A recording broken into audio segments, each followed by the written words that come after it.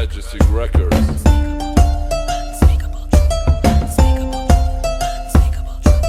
True lies, fake alibis. We can't trust what's right before our eyes. Welcome to the Unspeakable Truth. We are so excited to end Mental Health Awareness Month with talking about youth mental health. During the show, we will be talking to an infant mental health consultant who will talk about the importance of youth mental health as early as a child in the womb to the age of 3. We will also be speaking to the Executive Director of Revive Youth and Family Services, who will talk to us about how the organization got started and how they continue to make a change within the community. We will be ending the episode with 2 school psychologists that will talk about the importance of a school psychologist within the schools and how they can be an assistance to you and your family. Stay tuned for what's to come on The Unspeakable Truth. Welcome to the Unspeakable Truth. As we've been talking about mental health, we're talking about youth mental health specifically today. If you can remember, even from the beginning of these segments, we started talking about the end of life, and we're really progressing all the way to the beginning of life. Because if you're going to have true mental health, it's about preventive, being proactive. I'm with Keisha Shanks, and I'm so proud to have her here. You probably hear her on the Earl Ingram Show, president of Infinite Family Solutions. She is an infant mental health consultant. So tell the people, we're talking about this birth to 3 age. What do you do, and exactly what does an infant mental health consultant do? Well, infant mental health focuses on the social and emotional development of children from pregnancy up until age 3. So that early childhood piece, understanding emotional development and how environmental factors can impact that, and even parenting relationships, enforcing strong relationships between children and their caregivers. So you start talking about pregnancy, and people think mental health that happens in utero. Yeah. If a mom is pregnant now, what would be some best tips you can give her? Well, during pregnancy, obviously, make sure that you are maintaining optimal nutrition.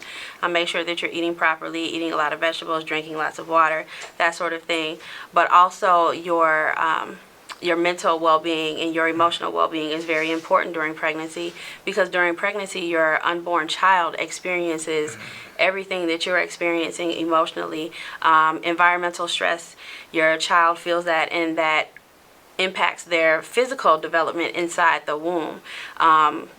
Children that are born to mothers that had high stress during their pregnancies tend to have smaller brain sizes, and smaller brain sizes are usually correlated to behavioral and emotional issues later on in life. So I get a chance to listen to you often, and I always hear you talk about the importance of parenting, co-parenting. And when I think about this with the pregnancy, that co-parenting actually starts there. Is that true? Yes. Having a strong support system is very, very important during pregnancy. When you don't have certain things and people in place to support you during that, it can be a very stressful time. Your body is going through a number of changes. You're growing a person, so that physically it's very demanding. You're tired, you are in pain, and every pregnancy is different. When you don't have people that understand what that looks like and the things that you are experiencing during that time, and that are able to support you and be a backup. So you're saying men need to be more sensitive? Men need to be a little bit more sensitive and be more involved in just understanding that the woman that you are supporting, that they are nurturing a human being, and there's a lot of things that go into that. Even arguing, being around secondhand smoke is harmful during pregnancy. If you're working long hours, I know a lot of women that work up until the time that they give birth. And if you have a job that is physically demanding, that's impacting your pregnancy, your sleep, what you're eating, how much you're eating. If you're constantly eating on the go and you don't have time or the resources to prepare nutritionally balanced meals, having those, being nutrient deficient, that impacts your pregnancy outcome, and it also impacts the social and emotional development of your child even after birth. So you have a great depth of knowledge on this subject. That's obvious. Tell me, if there is an average day, what an average day looks like on this job for you. Oh my God.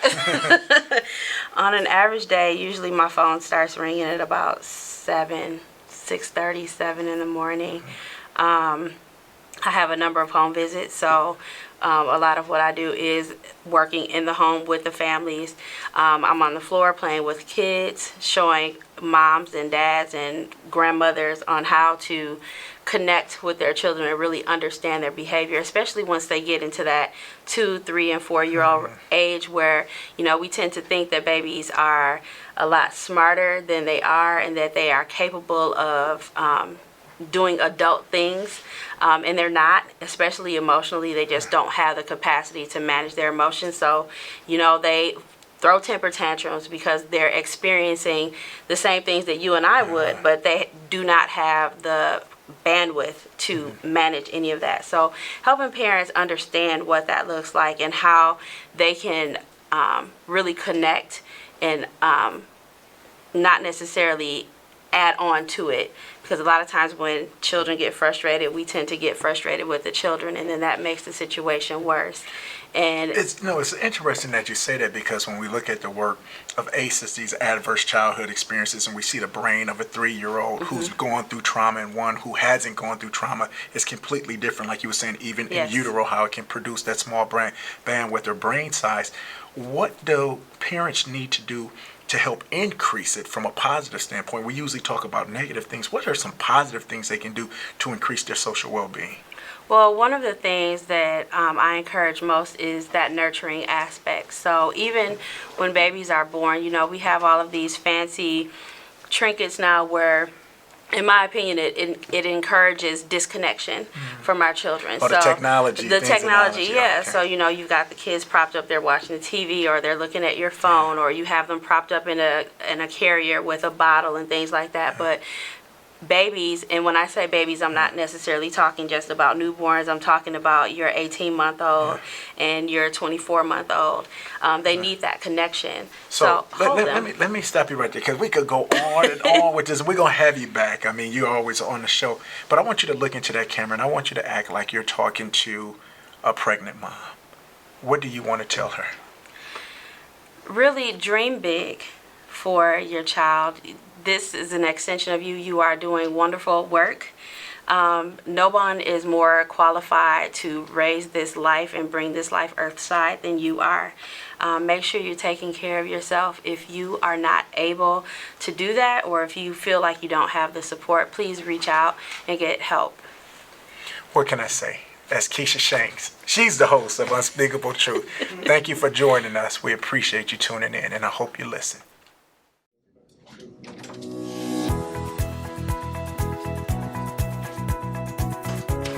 Hey, have you heard? Have you heard? Have you heard? Hey, have you heard? Hey, have you heard?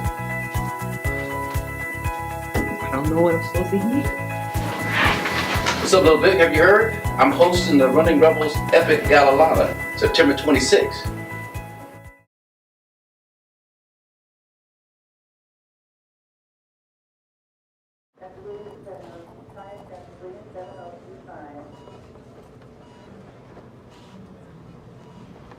It's okay to be scared.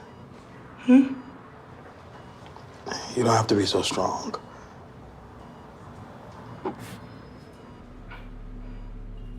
Strength is not optional. This is my mother, my purpose. Real muscle is lifting her spirits between bedpans and bad news from doctors that doubt her strength. Strength is buried in bills, managing meds, and swallowing those moments of, Mom, it's me, your daughter. Remember? My strength is super, but I'm still human, right? Look who's here. There she is. Hey, thanks for your patience. How you feel? If you're caring for a loved one, visit aarp.org/caregiving for care guides and community, or call 1-877-333-5885. To help me, she'd have to help every day. Every hour, every ouch, every time my wife calls for help. I mean, maybe she could help me make her lunch, but the crust All the crust has to be cut off the corners. Welcome back to The Unspeakable Truth. I hope you enjoyed that segment as we talk about our children in our schools. We're going to do a little bit of a shift right now. I'm with Crystal A. McLean. She is the founder and executive director of Revive Youth and Family Services. Welcome to the show. Thank you. Thank you. So, I'm a little biased. I love having you here because we are both graduates of UW-Whitewater. I followed your career, just seeing you do some great things, and just kind of reading your bio was something that was very important that stuck out to me. You were doing some work. You got your master's in social work, and you're placing these children in homes. And you said, I think I can do something even better for these children. Tell me about how Revive came to be. Well, I was working on my master's at UWM, actually. I got my undergrad from Whitewater and then my master's from UWM, and I was working for the Bureau of Milwaukee Child Welfare at that time. And I was a ongoing case manager, so I was placing children in homes that needed out-of-home care. And I was just noticing that it was just placement, it was just housing to me, in my opinion. And I thought that the children really needed placement with a purpose. And I thought, wow, I could do this. And I could do it differently to where there's actually treatment. So many times I think group homes are categorized as just being a place for them to go, somewhere for them to be. A warehouse. Absolutely. And so I said, no, we really need to have placement with a purpose. It's a level of care, and it's a level of care for a reason. So with that, I decided I can do this, and so then came Revive. One of the things that's so impressive about you is like you had this spirit in you that, I can do this. But I think about it, and I always love to pay respect to my ancestors. I wear this watch in honor of my dad who passed away, and this is one of the legacies I have from him. I often speak the words of my maternal grandmother, says the best way to heal yourself is to help others. And I know you've had that kind of legacy in your family. It actually was kind of the impetus of getting this going. Yes, absolutely. So Revive Youth and Family Center 1 was our very first project. And that home was the former home of my Aunt Freedy. Her name was Freedy Holton. She could never have children, and she reared 2 young men in the home, one of them being my grandfather. And, back in the day, foster care wasn't as formalized as it is today. If there was a child in need, there was someone in our community that just stepped up and did it. So today I felt like, well, I'm kind of the new improved of my aunt. I've had the opportunity to get formalized education and seek higher education and get my master's, but I'm just doing what she was doing, but I'm doing it now with a twist. And so she was really the inspiration behind the first home, and the first home is actually dedicated to her. So now you say the first home, so that lets me know it's more than one. So I know you have 4 homes, 2 dedicated for young men, 2 dedicated for young women, but one of those young women homes is specifically dedicated for the LGBTQ community. So you said it's kind of new and improved. Tell me how you decided to not only increase them, but to have that diversity within them. So with that one in particular, I was noticing that we were getting more increasing referrals for transgender youth. And the transgender youth were not comfortable, biologically they represent, let's say a male, for example. And because we're licensed as a male group home and they biologically are a male, the state would say you need to put them at a male home. However, they weren't comfortable there. I wasn't able to reach them the way that I needed to. And given the fact that 2 of our homes are next door to each other, I would find my youth saying, Miss Crystal, just let me go next door. Let me go to group over there, and I'll go to group. I'll be more comfortable. I'm more accepted over there. And so I said, okay, I got to be able to. So you just did some common sense that made work. No, tell me, how difficult was that? Because sometimes common sense is not so common. Well, the bureaucracy of exactly. things. So what I ended up having to do was license that particular home as a co-ed home. Okay.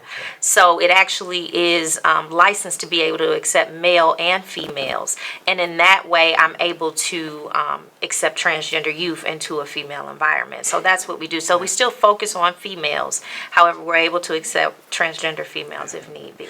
You're just so impressive, and I'm not surprised that you were just named one of the distinguished alumni at UW-Whitewater. That is an awesome title for you to hold, especially at such a young age, but so very deserving.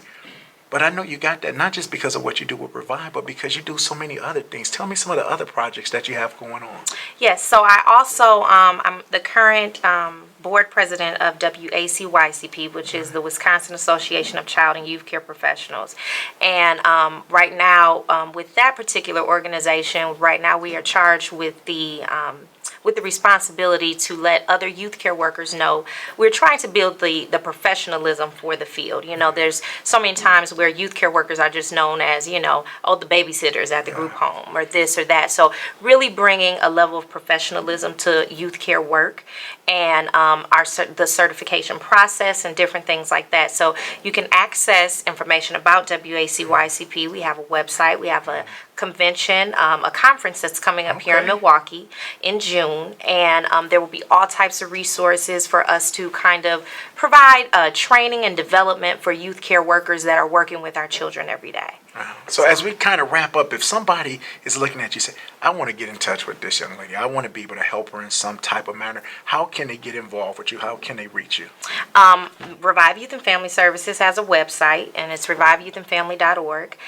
We're on all social media platforms, Facebook, Instagram. I'm on all social media platforms, and they can reach out to me that way. They can email Revive at info@reviveyouithandfamilyservices.org. What can I say? Crystal A. McClain, President, Executive Director. She does it all, but she does it for the community.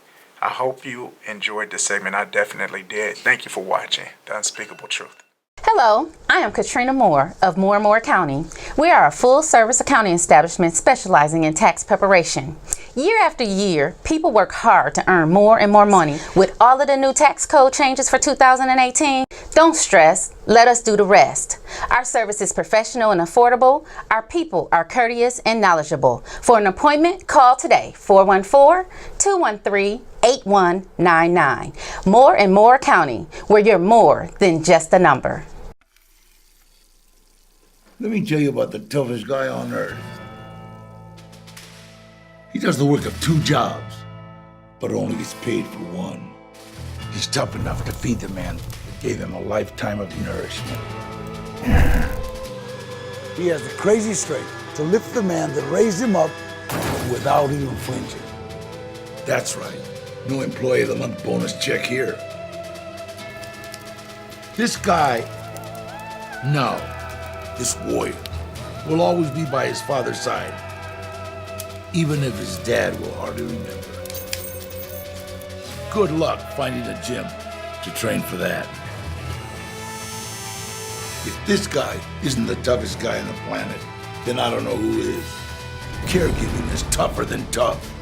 Find the care guides you need at aarp.org/caregiving.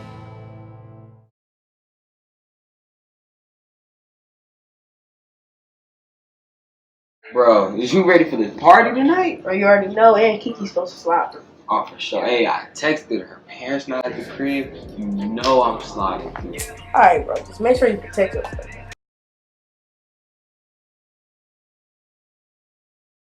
So we didn't use protection after that party, right? So I think we should get tested for HIV or STI. I mean, I ain't been feeling different. I think I'm straight. I know, but you ain't gotta have any symptoms to have some.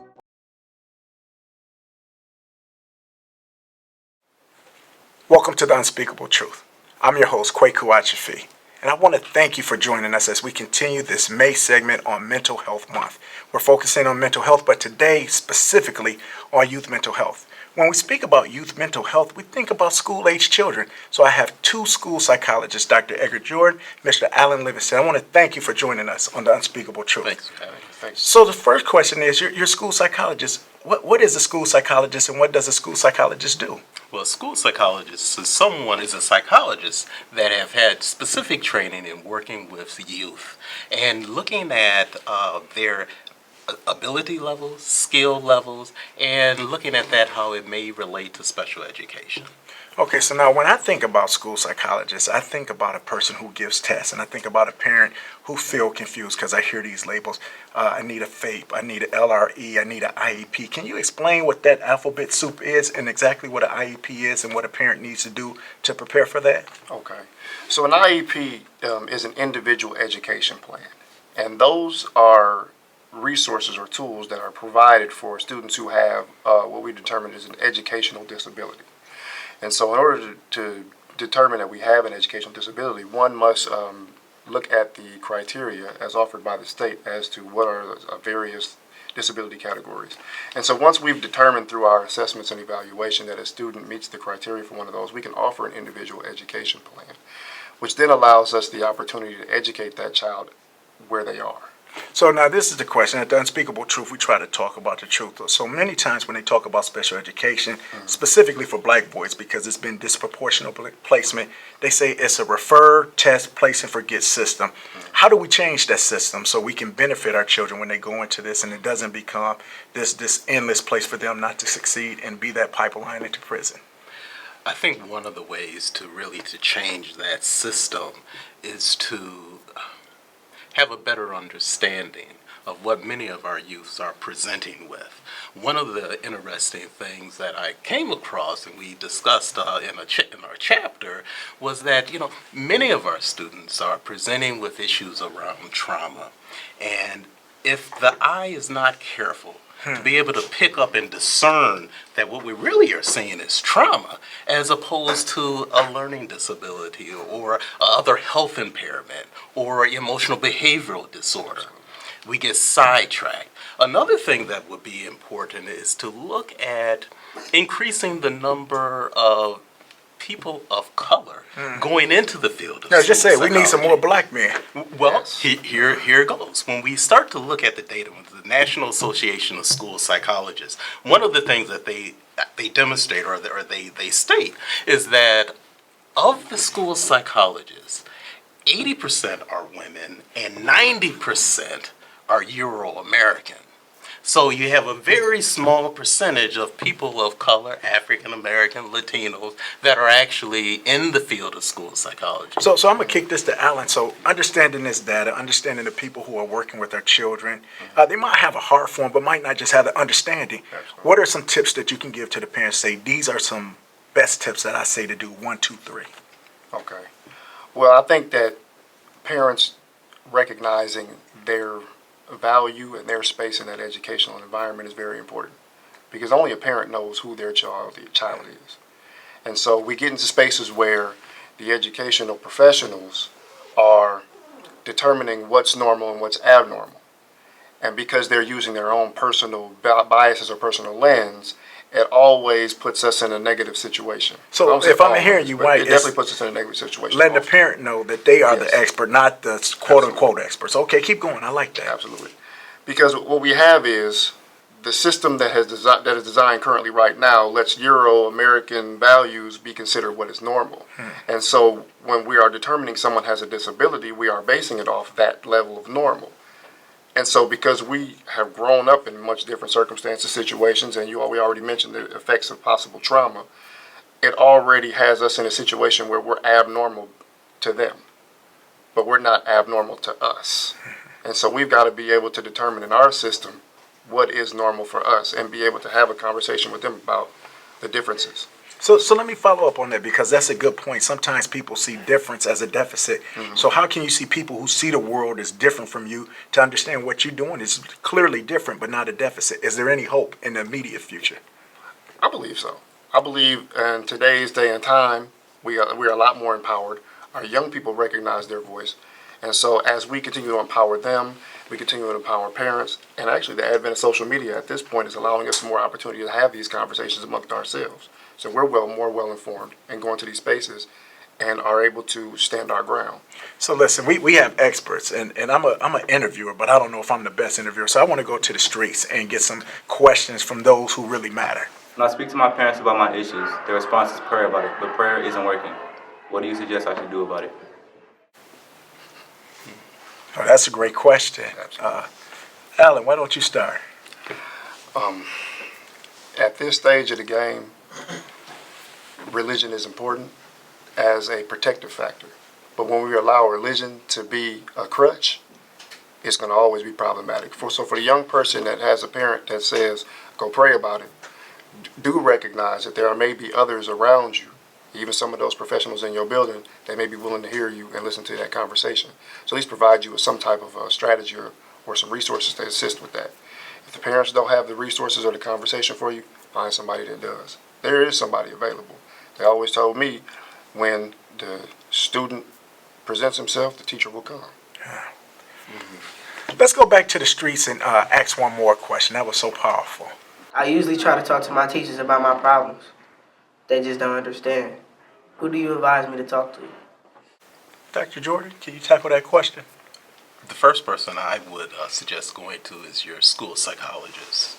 Oftentimes, the school psychologist is the person that would have the most training and the most understanding, and will also have more time to meet with you one-on-one and really to delve in to find out what's going on. They also will have more of the knowledge as far as community-based resources if the referral is need to be made.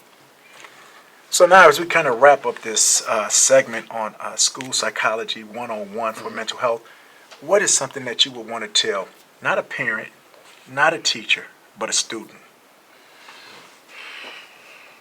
As far as students are concerned, I want students to know that the more that you learn about the systems that you are in right now, the more you will be able to adjust and change those systems and force the systems to change. Dr. Jordan, I'm going to just switch it up a little bit. What would you tell those educators when you say there's such a disproportionate match to the children who they usually work with? What would you tell them to become more competent, more culturally competent? To seek out opportunities where you can become culturally enriched, to learn about cultures outside of your own. Just look for those opportunities, and then not to always think that the first thing is there's a deficit. You know, I just chuckle because one of the things that when I was going through school psychology, they told me is that if you hear hoof prints, think horses and not zebras. So, what can I say? We have two psychologists, Alan Livingston, Dr. Edgar Jordan. I'd like to thank you for joining us on Unspeakable Truth. And if you want to hear more about this, contact us at The Unspeakable Truth, where we'll be sure to answer all your questions. We'll be right back. Yeah, sauce, splash. Yeah. Let my brother know I got him on whatever. We weather the storm because we stick together. Cause nowadays they try to count us out. Never will I leave my brother down and out. Made it out the trenches, I can tell you how it feel. When we stand together, they know we stronger than steel. Fist up in the air, you gotta show me that it's real. If my brother's keeper, you already know the deal. Let my brother know I got him on whatever. We weather the storm because you already know the deal. Fist up in the air, you gotta show me that it's real. If my brother's keeper, you already know the deal. Wake up every morning, I see death, I see destruction. I can see the hate look in their eyes, I feel the suffering. Streets is getting colder as I'm getting older. My city's on fire and I smell the odor. Hey, you either gon' fight or you run. One day the revolution gon' come. One day lady karma knock, then you one day have a daughter, a son. Teach him, give him gold, spend a little time. Tell him he a king, let a homie shine. Pass a little knowledge, drop a couple dimes. If you are brothers, keep it, make him get in line. Hey, let him know I got your back. I do. You ain't gotta be all alone. Nah. Together we run the world. Yeah. Young Prince better take your throne. You better remember the movement. Yeah. Man, we about to blow like a horn. Remember the saying, divided we fall, united we weather the storm. Let my brother know I got him on whatever. We weather the storm because we stick together. Majesty Records.